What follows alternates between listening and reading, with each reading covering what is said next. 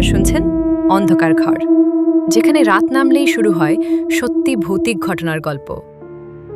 আজ আমি আপনাদের শোনাবো এমন একটা ঘটনা যেটা ঘটেছিল বাংলার এক ছোট্ট গ্রামে। সেই গ্রামের নাম চণ্ডীপুর। গ্রামটা দিনের বেলায় খুবই শান্ত, চারদিকে ধান ক্ষেত, বাঁশঝাড় আর মাটির বাড়ি। কিন্তু এই গ্রামের পশ্চিম দিকে আছে একটা জায়গা যেখানে সূর্য ডোবার পর কেউ যায় না, কারণ সেখানে আছে একটা পুরনো কুয়ো। গ্রামের লোকজন বলে, অমাবস্যার রাতে ওই কুয়োর ভেতর থেকে ভেসে আসে এক মহিলার কান্না। আর যে মানুষ সেই কান্না শুনেছে সে আর কখনো স্বাভাবিক জীবনে ফিরে আসেনি। কিন্তু গ্রামের এই ভয়ঙ্কর নিয়মটা জানত না একজন মানুষ। তার নাম ছিল রতন। গল্পটা শেষ পর্যন্ত শুনলে বুঝতে পারবেন কেন আজও চণ্ডীপুর গ্রামের মানুষ অমাবস্যার রাতে ওই কুয়োর কাছে যায় না। আর এখান থেকেই শুরু হয় আজকের গল্প। বাংলার মানচিত্রে এমন অনেক গ্রাম আছে যেগুলোর নাম কেউ খুব একটা শোনেনি, কিন্তু সেই নীরব গ্রামগুলোর বুকেই লুকিয়ে থাকে এমন কিছু রহস্য যেগুলো রাত নামলেই যেন জেগে ওঠে। তেমনই একটা ছোট্ট শান্ত গ্রাম হলো চণ্ডীপুর। চারদিকে ধান ক্ষেত, বাঁশঝাড় আর পুরনো মাটির বাড়ি। দিনের বেলায় গ্রামটা যতটা শান্ত আর নিরীহ লাগে, রাত নামলেই যেন সেই একই জায়গা অচেনা হয়ে যায়। গ্রামের বয়স্ক লোকেরা বলে, এই গ্রামের পশ্চিম দিকে এমন একটা জায়গা আছে যেখানে সন্ধ্যার পর কেউ পা বাড়ায় না। সেই জায়গাটাতেই দাঁড়িয়ে আছে একটা পুরনো কুয়ো। কুয়োটার ইটগুলো শেওলায় ঢাকা, চারপাশে আগাছা আর শুকনো পাতা জমে আছে। দিনের বেলাতেও কুয়োর ভেতর থেকে একটা ভ্যাপসা ঠান্ডা বাতাস উঠে আসে, যেন বহুদিন ধরে কেউ সেখানে নিঃশ্বাস আটকে বসে আছে। কিন্তু অমাবস্যার রাতে গ্রামের মানুষ বলে, এই কুয়োটা আর শুধু জল ভরা একটা গর্ত থাকে না, তখন এটা হয়ে ওঠে একটা অন্ধকার দরজা, যেখান থেকে মাঝে মাঝেই ভেসে আসে অদ্ভুত কান্নার শব্দ। এই কারণেই গ্রামের মানুষ সন্ধ্যার পর ওই জায়গার আশেপাশেও যায় না। কিন্তু এই নিয়মটা জানত না রতন। কিছুদিন আগেই রতন তার স্ত্রী মালা আর ছোট্ট মেয়ে পিহুকে নিয়ে শহরের ভিড় আর কোলাহল ছেড়ে চণ্ডীপুর গ্রামে এসে উঠেছে। আসলে কয়েকদিন আগেই রতন এই গ্রামের পোস্ট অফিসে চাকরি পেয়েছিল। নতুন চাকরি, নতুন জায়গা, সব মিলিয়ে সে ভেবেছিল এখানেই তারা শান্তভাবে নতুন জীবন শুরু করবে। ছোট্ট পিহু উঠোনে প্রজাপতির পেছনে দৌড়াত, মালা ঘরের সামনে বসে নতুন সংসার গোছাত, আর রতন প্রতিদিন সকালে পোস্ট অফিসে কাজে চলে যেত। সবকিছুই যেন খুব স্বাভাবিক ছিল। কিন্তু সেই সন্ধ্যায় সূর্য যখন ধীরে ধীরে ডুবছিল, পশ্চিম আকাশটা লাল হয়ে উঠেছিল। তখনই গ্রামের বয়স্ক চৌকিদার সাইদুল চাচা লাঠি হাতে দাঁড়িয়ে নতুন পরিবারটার দিকে গভীর দৃষ্টিতে তাকিয়েছিলেন। সাইদুল চাচার কুঁচকে যাওয়া চোখে গভীর চিন্তা। তিনি এগিয়ে গিয়ে বললেন, বাবারা, নতুন এসেছ, গায়ের নিয়মকানুন তো জানো না। দিনের বেলায় যাই করো, সন্ধে নামলে ভুলেও ওই কুয়োর দিকে যেও না। আর সামনেই অমাবস্যা, ওই রাতে তো ঘর থেকেই বেরোবে না। আধুনিক শিক্ষায় বড় হওয়া রতন হেসে ফেলল। চাচা, এসব কুসংস্কার, আমরাও সব মানি না। কুয়ো তো কুয়োই, তাতে আবার ভয়ের কি আছে? সাইদুল চাচা একটা লম্বা শ্বাস ফেললেন। তার চোখ চলে গেল কুয়োটার দিকে, যার মুখে একটা ভাঙা কাঠের ঢাকনা। তিনি শান্ত কিন্তু কঠিন গলায় বললেন, এটা বিশ্বাস অবিশ্বাসের তর্কের সময় না বাবা। শুধু মনে রেখো, ওই কুয়োর ডাইনির কান্না যে শুনেছে সে আর বেঁচে থাকেনি। এই অদ্ভুত সতর্কবার্তা দিয়েই সাইদুল চাচা তার লাঠিতে ভর দিয়ে অন্ধকারে মিলিয়ে গেলেন। পেছনে পড়ে রইল এক অদ্ভুত অস্বস্তি আর রতনের অবিশ্বাসের হাসি। মালা অবশ্য স্বামীর মতো অতটা স্বস্তি পেল না। তার গলার স্বর আর কুয়োটার দিকে তার ভয়মাখা দৃষ্টি মালার বুকের ভেতরটা কেমন যেন হিম করে দিল। চণ্ডীপুর গ্রামে রতনদের নতুন জীবন বেশ ভালোই শুরু হয়েছিল।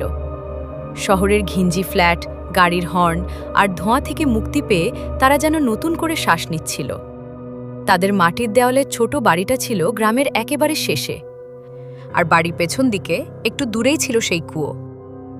দিনের আলোয় অবশ্য কুয়োটাকে অতটা ভয়ঙ্কর লাগত না, বরং তার চারপাশে গজিয়ে ওঠা বুনো ফুল আর সবুজ লতাপাতা দেখে বেশ শান্তই মনে হতো।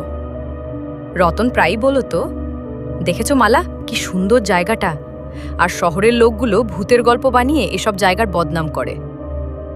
মালাও স্বামীর কথায় সায় দিত। তাদের ৮ বছরের মেয়ে পিহু তো মহা খুশি। সারাদিন দৌড়ঝাঁপ, গাছে চড়া আর গ্রামের অন্য বাচ্চাদের সঙ্গে খেলে তার দিন কাটছিল। নতুন জায়গায় সে খুব তাড়াতাড়ি মানিয়ে নিয়েছিল। একদিন দুপুরে রতন যখন গ্রামের ছোট পোস্ট অফিসে তার নতুন চাকরিতে গেছে, মালা পিঁড়িতে বসে ডাল বাজছিল আর পিহু উঠোনে খেলছিল। হঠাৎ পিহু দৌড়ে এসে মাকে বলল, মা জানো, কুয়োর ভেতর থেকে খুব সুন্দর গানের গলা ভেসে আসছে। মালার বুকটা ছ্যাট করে উঠল। সে কাজ ফেলে উঠে দাঁড়িয়ে বলল, কি বলছিস তুই? কুয়োর কাছে গিয়েছিলি নাকি? পিহু মাথা নেড়ে বলল, না তো, আমি তো এখানেই খেলছিলাম। কিন্তু ওই দিক থেকে একটা মহিলা খুব সুন্দর করে গান গাইছিল, আমাকে ডাকছিল। মালা হনহন করে বাড়ির পেছনে গেল। নির্জন দুপুর, কোথাও কেউ নেই, শুধু বাতাসে পাতা নড়া সরসর শব্দ। কুয়োটা আগের মতোই চুপচাপ, নিথর। ভেতর থেকে কোনো শব্দই আসছে না। মালা ভাবল, ছোট মানুষ, হয়তো মনের ভুল। সে পিহুকে কোলে তুলে নিয়ে বলল, ও কিছু না মা, ওটা বাতাসের শব্দ। আর শোন, একা একা ওদিকে একদম যাবি না, কেমন? পিহু মায়ের গলা জড়িয়ে ধরে বলল, আচ্ছা। কিন্তু তার ছোট্ট মনে প্রশ্নটা গেঁথে গেল, সত্যিই কি ওটা বাতাসের শব্দ ছিল, নাকি জলের নিচের ওই মহিলাটা সত্যিই তাকে ডাকছিল? দিন কাটতে লাগল। রতন তার কাজে আর মালা ঘর সংসারে ব্যস্ত। সাইদুল চাচা সেই রাতে সাবধান বাণী তারা প্রায় ভুলেই গিয়েছিল। অমাবস্যা আসতে আর মাত্র ৩ দিন বাকি। গ্রামের পরিবেশটা যেন একটু একটু করে বদলাতে শুরু করেছে। দিনের বেলাতেও কেমন একটা থমথমে ভাব। বিকেল গড়াতেই রাস্তাঘাট ফাঁকা হয়ে যেত। গ্রামের মোড়ের চায়ের দোকানের আড্ডাও যেন আজকাল তাড়াতাড়ি ভেঙে যাচ্ছিল। একদিন সন্ধ্যায় রতন বাড়ি ফেরার পথে দেখল, গ্রামের রাস্তায় হেরিকেন জ্বালিয়ে কয়েকজন লোক কি যেন খুঁজছে। জিজ্ঞাসা করে জানতে পারল, পাশের পাড়ার এক মেয়েকে বিকেল থেকে পাওয়া যাচ্ছে না। শেষবার তাকে নাকি নদীর ঘাটের দিকে যেতে দেখা গিয়েছিল, কিন্তু তারপর থেকে তার আর কোনো খোঁজ নেই।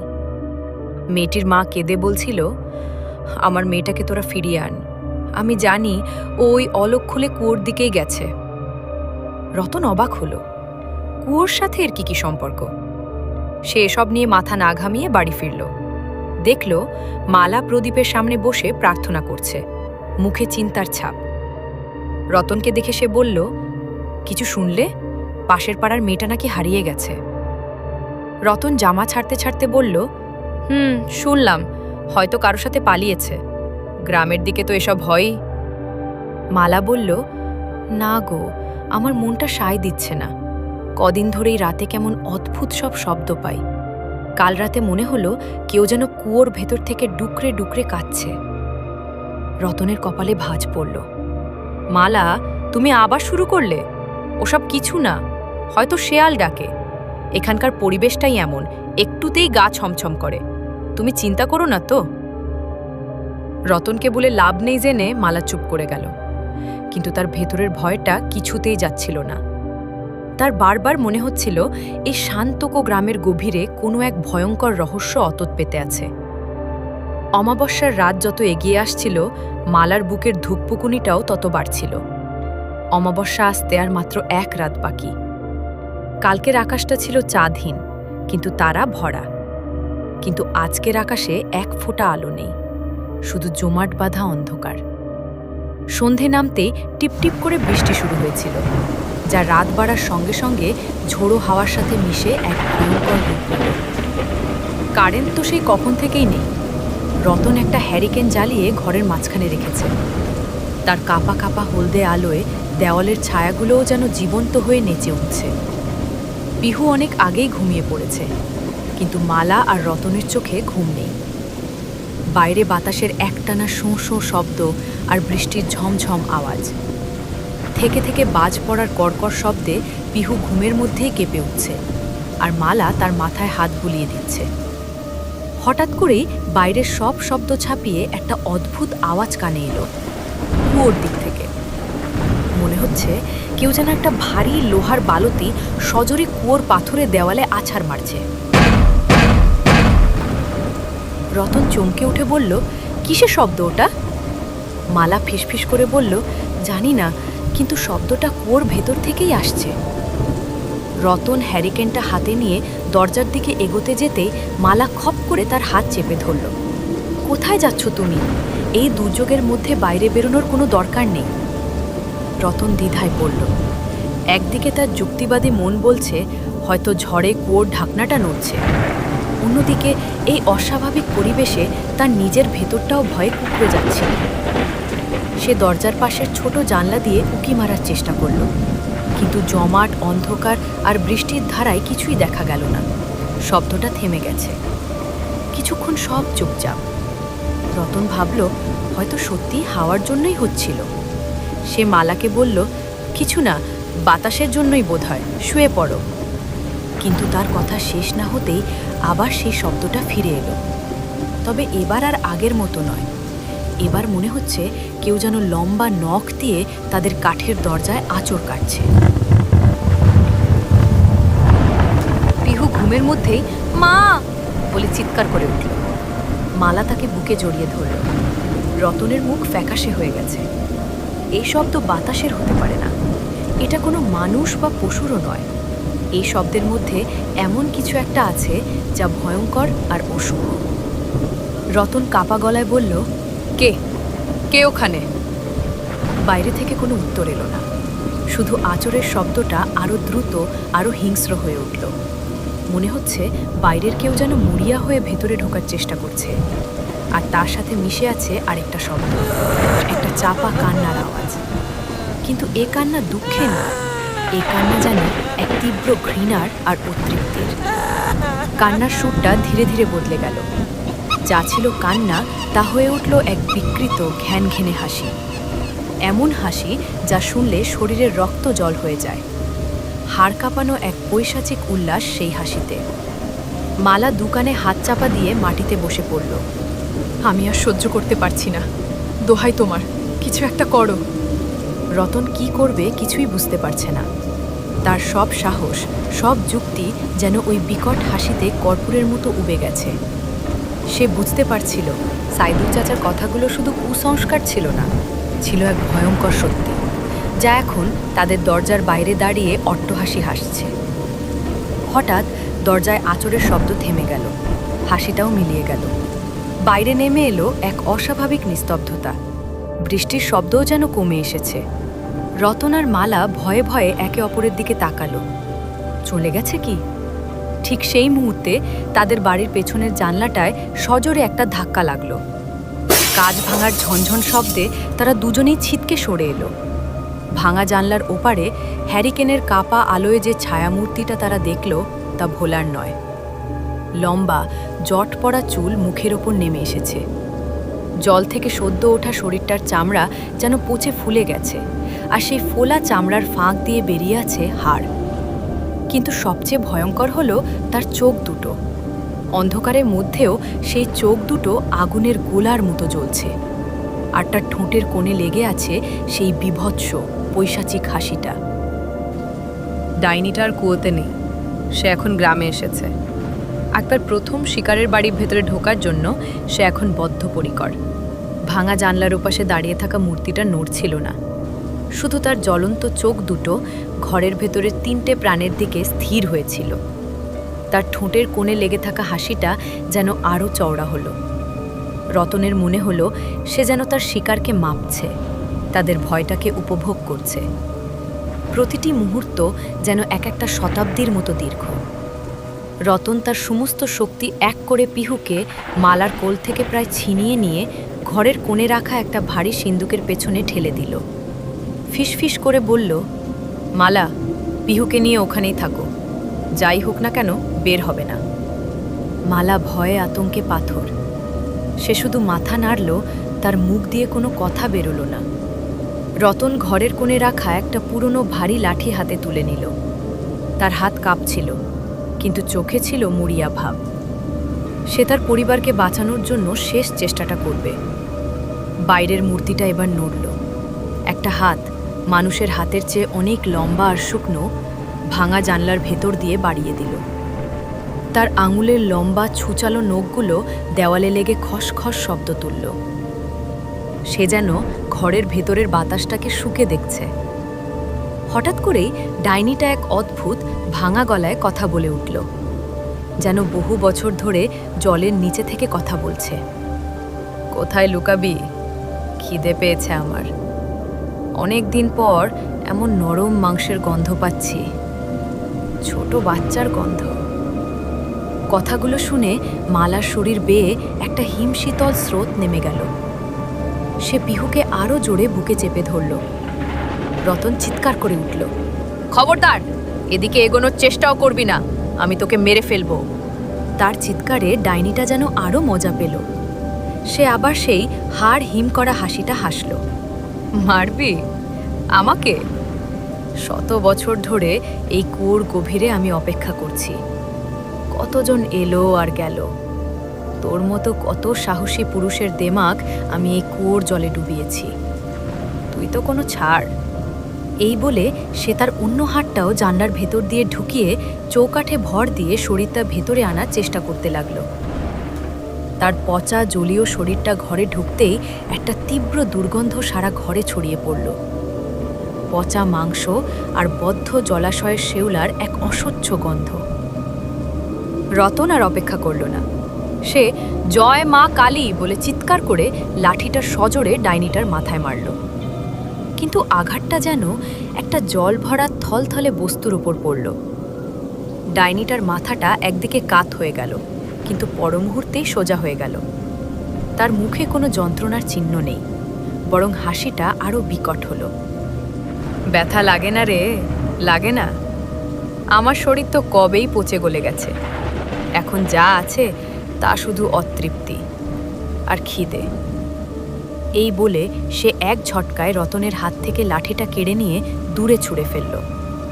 তারপর বিদ্যুতের গতিতে রতনের দিকে এগিয়ে এসে তার গলাটা টিপে ধরল।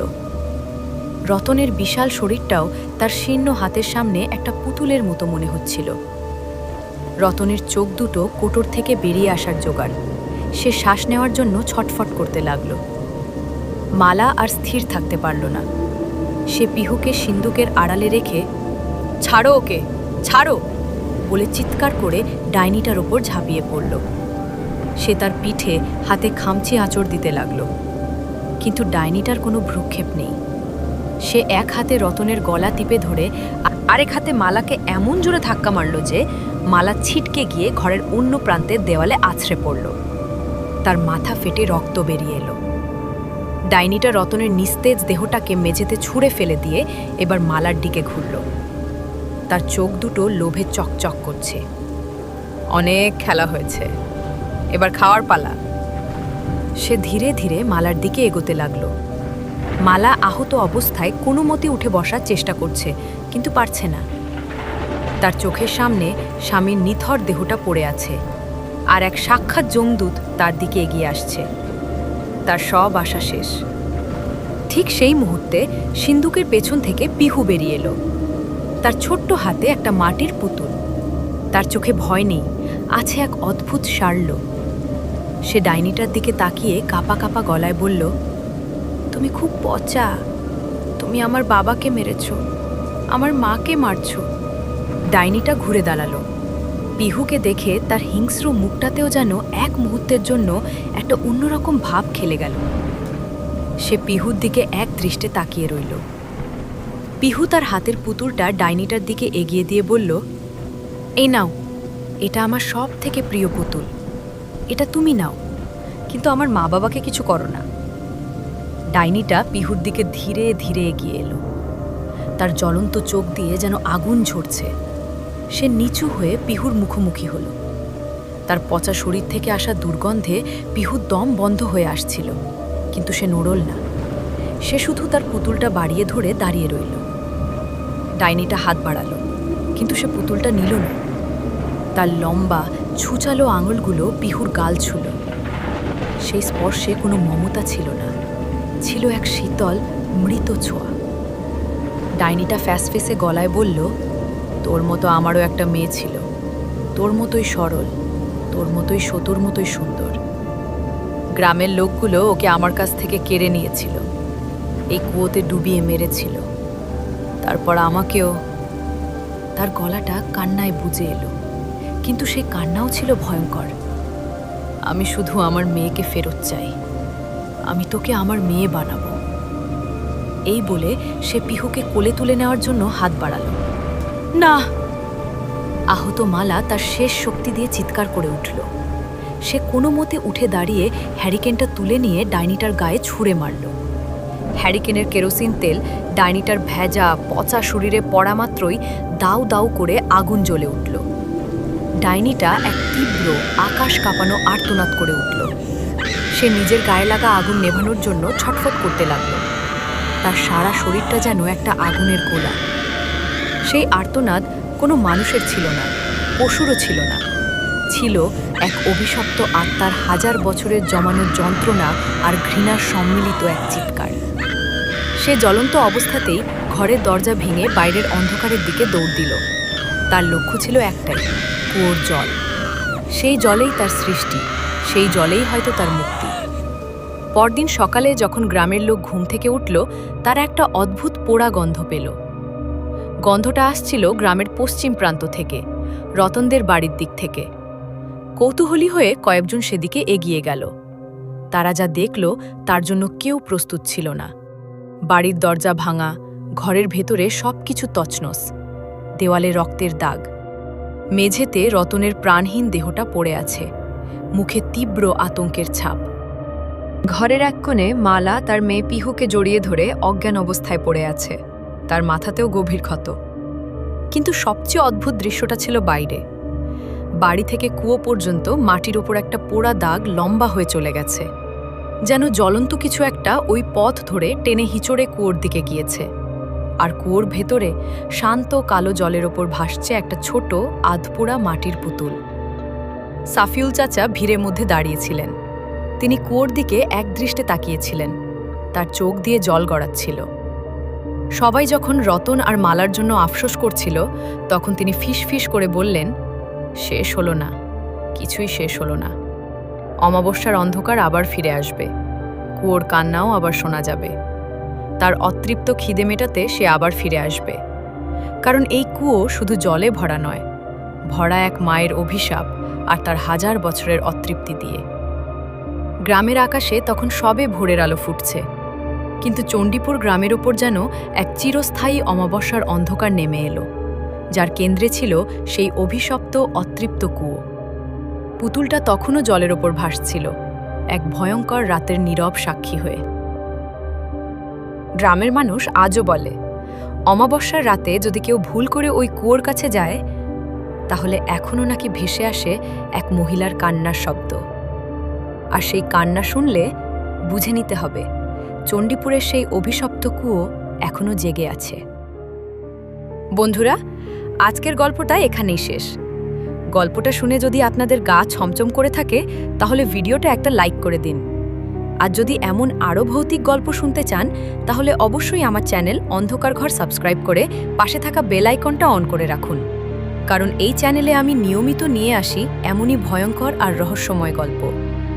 আর বন্ধুরা, আপনাদের কাছেও যদি এমন কোনো ভৌতিক ঘটনা বা গল্প থাকে যেটা আপনি চান সবাই শুনুক, তাহলে সেই গল্পটা আমাদের পাঠাতে পারেন আমাদের ইমেল আইডিতে। আমাদের ইমেল আইডির নাম হল ondhokarghor1@gmail.com।